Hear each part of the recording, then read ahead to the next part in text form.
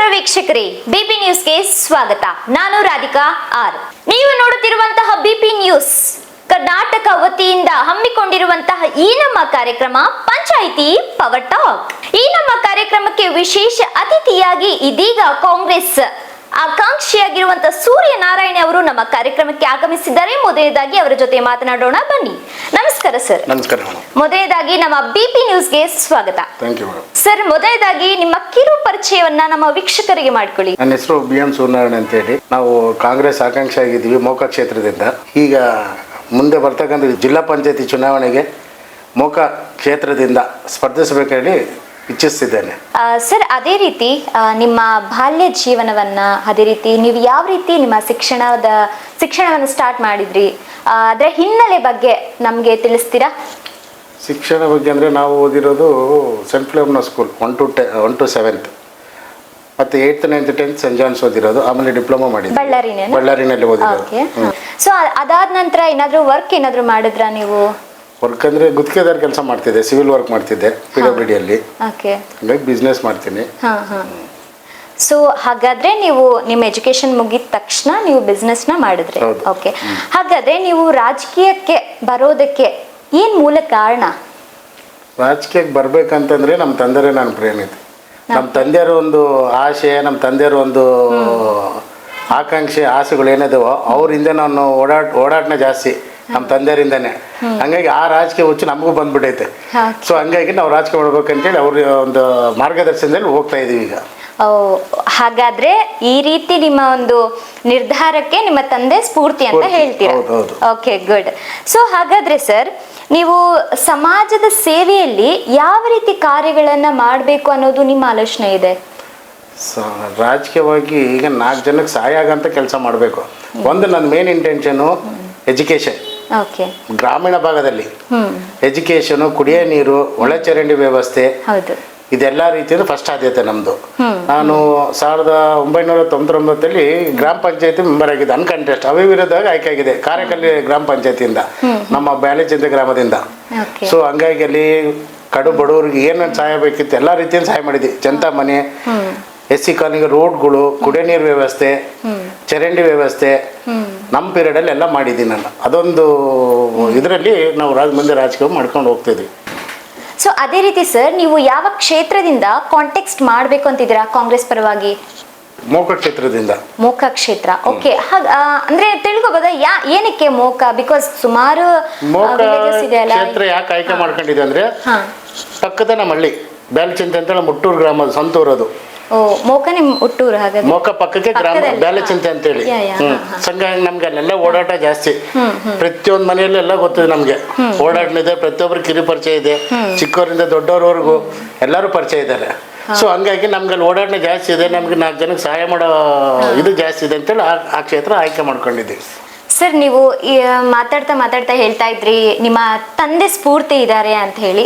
So ಮಾರಣ್ಣ ಅವರು ಅಂದ್ರೆ ನಿಮ್ಮ ತಂದೆಯವರು ಯಾವ ರೀತಿ ನಿಮ್ಗೆ ಸ್ಫೂರ್ತಿದಾಯಕರಾಗಿದ್ರು? ಅಂದ್ರೆ ಅವರಲ್ಲಿರೋ ಯಾವ ಗುಣ ನಿಮಗೆ ರಾಜಕೀಯಕ್ಕೆ ಬರಬೇಕು ಅಂತ ಆಲೋಚನೆಯನ್ನ ನಿಮ್ಗೆ ಕೊಡ್ತು? ನನಗೆ ಅವರು ಸ್ಫೂರ್ತಿ ಯಾಕಾದ್ರೆ ಅಂದರೆ 1999 2000ರಲ್ಲಿ ತಾಲೂಕ್ ಪಂಚಾಯತಿ ಕಾರೆಕಲ್ ಕ್ಷೇತ್ರದಿಂದ ಸ್ಪರ್ಧೆ ಮಾಡಿ ಗೆದ್ರು ಕಾಂಗ್ರೆಸ್ ಪಕ್ಷದಿಂದ. ಸೊ ಅವಾಗಿಂದ ನಾನು ಅವ್ರ ಜೊತೆ ಓಡಾಟನ ಜಾಸ್ತಿ. ನನಗೆ ಅವ್ರು 4 ಜನಕ್ಕೆ ಸಹಾಯ ಮಾಡೋ ಒಂದು ಸ್ವಭಾವ. ಮನೆ ಹತ್ರ ಬಂದು ಜನಗಳು ಕೇಳ್ತಿದ್ರು, ನಮ್ಗೆ ಇದು ಮಾಡ್ಕೊಡ್ಬೇಕು, ಅದು ಮಾಡ್ಕೊಡ್ಬೇಕಂತಂದ್ರೆ ಬಡವ್ರಿಗೆ ಈ ಥರ ಒಂದು ಸಹಾಯ ಮಾಡೋ ಒಂದು ಇದು ಸಿಗುತ್ತೆ ಒಂದು ರಾಜಕೀಯದಲ್ಲಿ ಹೋದ್ರೆ ಅಂತೇಳಿ ಅದೊಂದು ಪ್ರೇರಣೆ ತಗೊಂಡು ಅವರಿಂದ ನಾನು ರಾಜಕೀಯ ಬಂದಿದ್ದು. ಹಾಗಾದ್ರೆ ಸಮಾಜದಲ್ಲಿ ಸೇವೆಯಲ್ಲಿ ತೊಡಗಿಸ್ಕೋಬಹುದು ಅನ್ನೋದು ಅವರಲ್ಲಿ 4 ಜನಕ್ಕೆ ಒಳ್ಳೆ ಕೆಲಸ ಮಾಡಬಹುದು. ಎಕ್ಸಾಕ್ಟ್ಲಿ, ಒಳ್ಳೇದನ್ನ ಮಾಡ್ಬೇಕು ಅನ್ನೋದು ಆ ಗುಣ ನಿಮ್ಗೆ ಪರಿಣಾಮ ಬೀರ್ತು. ಒಂದು ರಾಜಕೀಯವಾಗಾದ್ರೆ 4 ಜನಕ್ಕೆ ಸಹಾಯ ಮಾಡಬಹುದು ಒಂದು ಅಧಿಕಾರ ಇದ್ರೆ. ಸೊ ಅದೇ ರೀತಿ ನಿಮ್ ತಂದೆ ಬಗ್ಗೆ ಯೋಚನೆ ಮಾಡುವಾಗ ಏನ್ ಅನ್ಸುತ್ತೆ? ಏನ್ ಫೀಲ್ ಮಾಡ್ತೀರಾ? ಬಹಳ ಕಷ್ಟದಿಂದ ಬಂದಿದ್ದಾರೆ, ಬಹಳ ಬಡತನದಿಂದ ಬಂದಿದ್ದಾರೆ. ಅವ್ರು ಕಷ್ಟ ಹಾಸ್ಟೆಲಲ್ಲಿ ಓದ್ಕೊಂಡು ಹಾಸ್ಟೆಲಲ್ಲಿ ಸಂಘಟನೆ ಮಾಡಿ ಅಂಬೇಡ್ಕರ್ ಸಂಘದಿಂದ ಮೊದಲಿಂದನೇ ಸಂಘಟನೆಯಲ್ಲಿ ತೊಡಗಿದ್ರು. ಅವರು ಸಂಘಟನೆ ಮಾಡ್ಕೊಂತ ರಾಜಕೀಯವಾಗಿ ಬಂದು 2013ರಲ್ಲಿ MLA ಕಾಂಗ್ರೆಸ್ ಪಕ್ಷದಿಂದ ಅಗ್ರಿಭವನ ಕ್ಷೇತ್ರದಿಂದ ಸ್ಪರ್ಧಿಸಿದ್ರು. ಅಲ್ಪ ಮತಗಳಿಂದ ಪರಾಜಿತರಾದ್ವಿ ನಾವು. ಸೊ ಅದಾದ್ಮೇಲಿಂದ ಅವಾಗಿಂದ ಅವ್ರಿಗೆ ಅವ್ರು ನಮಗೆ ಸ್ಫೂರ್ತಿ ಎಲ್ಲದ್ರಲ್ಲೂ. ಅವ್ರಾಗಿದ್ದ ತಕ್ಷಣ ರಾಜಕೀಯ ನಮ್ಮ ಮನೆತನ ಉಳಿಬೇಕಂತೇಳಿ. ಓಕೆ. ಸೊ ನಿಮ್ಮ ತಂದೆಯವರು ರಾಜಕೀಯದಲ್ಲಿ ಇದ್ದಾರೆ, ನೀವು ಕೂಡ ಇರ್ಬೇಕನ್ನೋ ಒಂದು ಆಲೋಚನೆ, ಅಂದ್ರೆ ಸಹಾಯ ಮಾಡ್ಬೇಕು, ಅವ್ರ ಮಾರ್ಗದರ್ಶನದಲ್ಲಿ ಹೋಗ್ಬೇಕು ಅನ್ನೋದು. ಓಕೆ. ಸೊ ಹಾಗಾದ್ರೆ ಒಂದು ವೇಳೆ ಕಾಂಗ್ರೆಸ್ ನಿಮ್ಗೆ ಟಿಕೆಟ್ ಕೊಡ್ಬೇಕಂದ್ರೆ ಏನಕ್ಕೆ ಕೊಡ್ಬೇಕು ಅಂತ ನೀವು ನಮ್ದು ಸರ್ವಿಸ್ ಇದೆ, ಪಕ್ಷಕ್ಕೆ ದುಡಿದಿದ್ದೀವಿ, ನಾವು ದುಡಿದಿದ್ದೀವಿ, ನಮ್ಮ ತಂದೆಯವರು ದುಡಿದಿದ್ದೇವೆ. ನಾನು ಈಗ ಜಿಲ್ಲಾ ಕಾಂಗ್ರೆಸ್ ಕಾರ್ಯದರ್ಶಿ ಇದ್ದೀನಿ, ಮತ್ತೆ ಜಿಲ್ಲಾ ಪ್ರಚಾರ ಸಮಿತಿ ಉಪಾಧ್ಯಕ್ಷ ಆಗಿದ್ದೀನಿ. ನನಗೆ ಕಾರ್ಪೊರೇಷನ್ ಟಿಕೆಟು ಕೊಡ್ಬೇಕಿತ್ತು, ಕಾರಣಾಂತರದಿಂದ ಅದನ್ನು ನಾನು ಕೈ ತಪ್ಪೋಯ್ತದು. ಸೊ ಆದ್ರಿಂದ ಅಲ್ಲಿ ಕೊಡ್ಲಿದ್ರೆ ನಾನು ಜಿಲ್ಲಾ ಪತ್ರಿಕೆ ಟಿಕೆಟ್ ಕೊಡ್ಬೇಕಂತೇಳಿ ನಾನು ಕೇಳ್ಕೊಂಡು ಪಕ್ಷಕ್ಕೆ ವಿನಂತಿ ಮಾಡ್ಕೋತೀನಿ.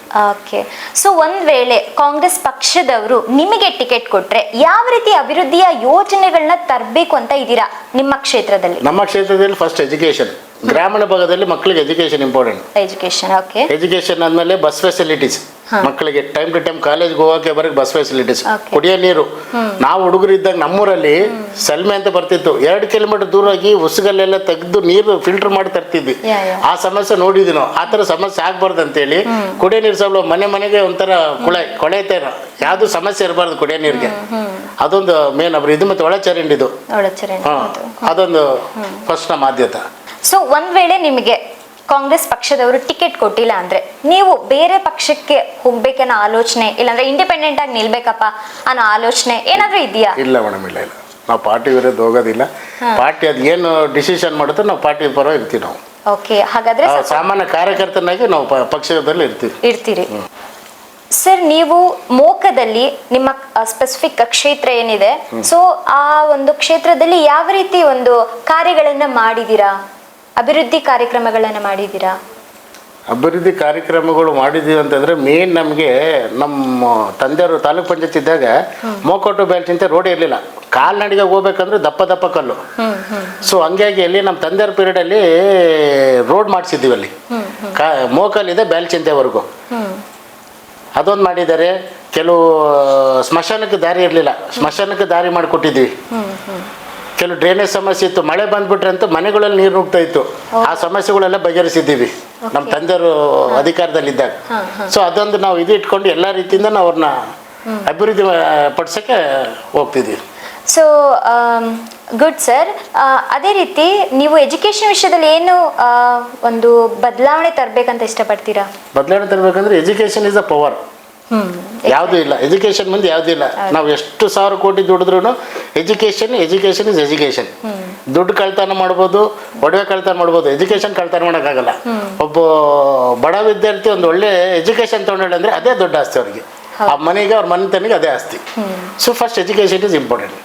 ಯಾ, ಎಕ್ಸಾಕ್ಟ್ಲಿ ರೈಟ್.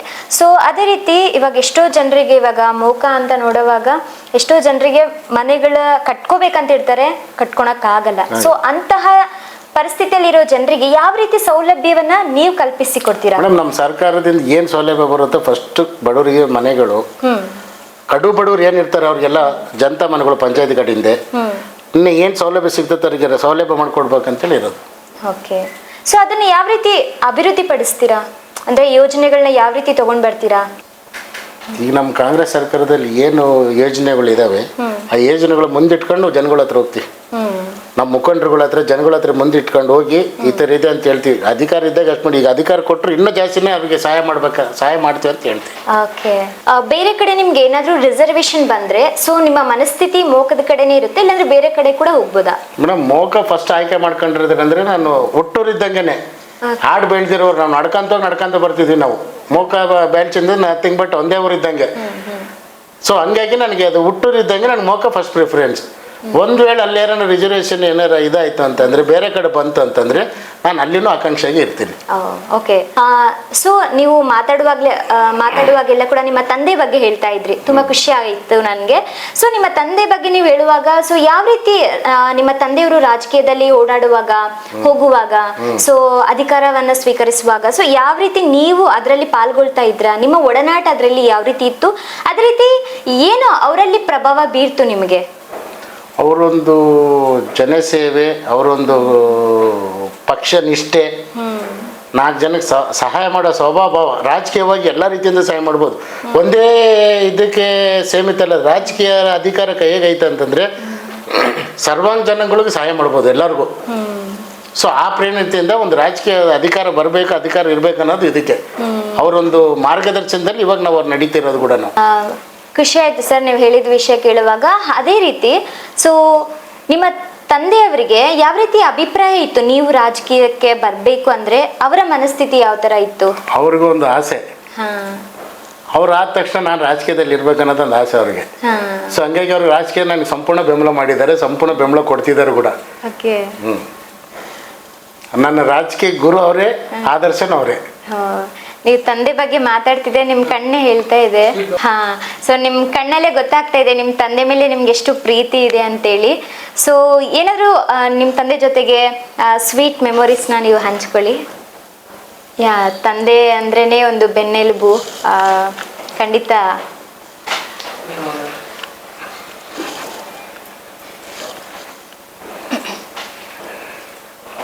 ಸ್ವೀಟ್ ಮೆಮೊರೀಸ್ ಅನ್ನೋದಕ್ಕಿಂತ ನಮ್ನ ಯಾವಾಗಲೂ ಪಕ್ಕದಲ್ಲಿ ಇಟ್ಕೊಂಡು ಹೋಗ್ತಿದ್ರು ಅವರು. ರಾಜಕೀಯ ಹೆಂಗಿದೆ, ರಾಜಕೀಯ ಹೆಂಗೆ ಕಲಿಬೇಕು ಅದೊಂದು ಪ್ರೇರಣೆ ಪ್ರತಿಯೊಂದು ಹೆಜ್ಜೆಲ್ಲಿ ತೋರಿಸಿದ್ರು ನನಗೆ. ರಾಜಕೀಯ ಈ ಥರ ಮಾಡಬೇಕು, ರಾಜಕೀಯ ಈ ಥರ ಇರುತ್ತೆ, 4 ಜನ ದೊಡ್ಡವ್ರ ಹತ್ರ ಹೋದ್ ಹೆಂಗಿರ್ಬೇಕು ಅನ್ನೋದೊಂದು ನಮಗೆ ಮಾರ್ಗದರ್ಶನವಾಗಿರ್ತಿದೆ ಪ್ರತಿಯೊಂದು ಹೆಜ್ಜೆಯಲ್ಲಿ ರಾಜಕೀಯವಾಗಿ ನಮಗೆ. ನಾನು ಅವ್ರ ಜೊತೆಯಲ್ಲಿ ಯಾವಾಗಲೂ ಇರ್ತಿದ್ದೆ ನಾನು ರಾಜಕೀಯದಲ್ಲಿ. ಓಕೆ, ಐ ಥಿಂಕ್ ನಂಗೆ ಅನಿಸುತ್ತೆ ನೀವು ತುಂಬ ಹತ್ರದಲ್ಲಿ ಇದ್ರೆ ಅನಿಸುತ್ತೆ, ನಿಮ್ಮ ತಂದೆಯವರಿಗೆ ತುಂಬ ಕನೆಕ್ಟೆಡ್ ಆಗಿದ್ರಿ ಅನಿಸುತ್ತೆ.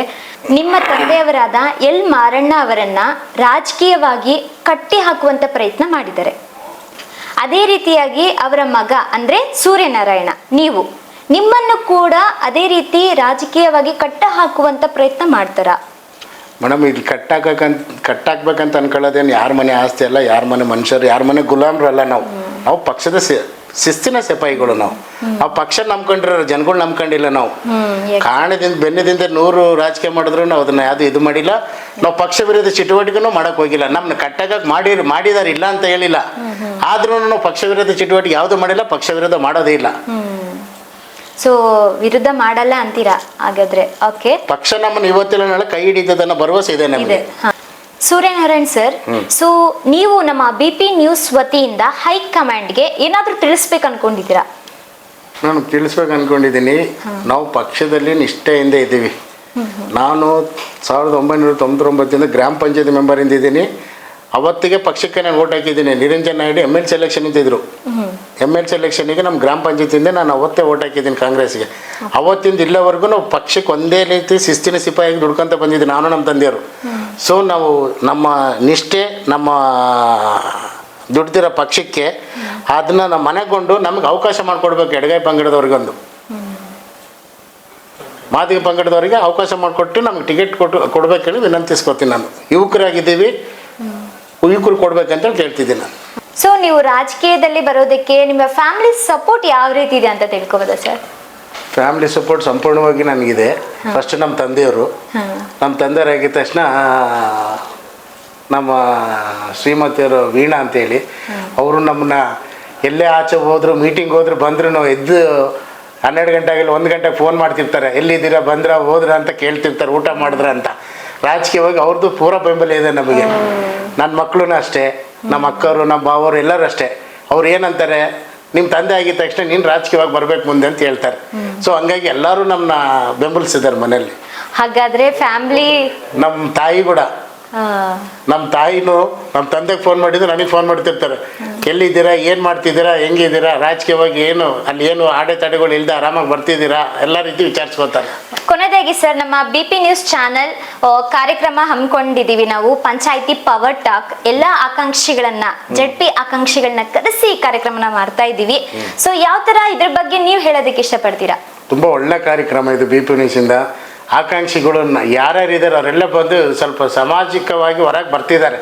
ನಾವು ಆಕಾಂಕ್ಷಿದೆ, ನೀವು ಆಕಾಂಕ್ಷಿ ಅಂತೇಳಿ ನೀವು ಅವ್ರನ್ನ ಗುರುತಿಸಿ ಹೊರಗೆ ತರ್ತಿದ್ದೀರಲ್ಲ, ನಿಜವಾಗ್ಲೂ ಇದು ಗ್ರೇಟ್. ನಿಮ್ಮದು BP ನ್ಯೂಸಿಗೆ ಥ್ಯಾಂಕ್ಸ್ ಹೇಳಬೇಕು. Thank you so much sir.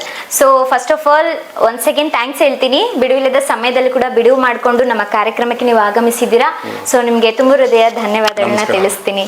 ನೋಡಿದ್ರೆಲ್ಲ ವೀಕ್ಷಕರೇ, ಇಂದಿನ ವಿಶೇಷ ಕಾರ್ಯಕ್ರಮ ಪಂಚಾಯಿತಿ ಪವರ್ ಟಾಕ್ ಅಲ್ಲಿ ಸೂರ್ಯನಾರಾಯಣ ಅವರ ಮಾತುಕತೆ. ಮತ್ತೊಂದು ವಿಶೇಷ ಕಾರ್ಯಕ್ರಮ ಜೊತೆ, ಮತ್ತೋರ್ವ ಆಕಾಂಕ್ಷಿ ಜೊತೆ ಮತ್ತೆ ಭೇಟಿ ನೀಡ್ತೀವಿ. Thank you.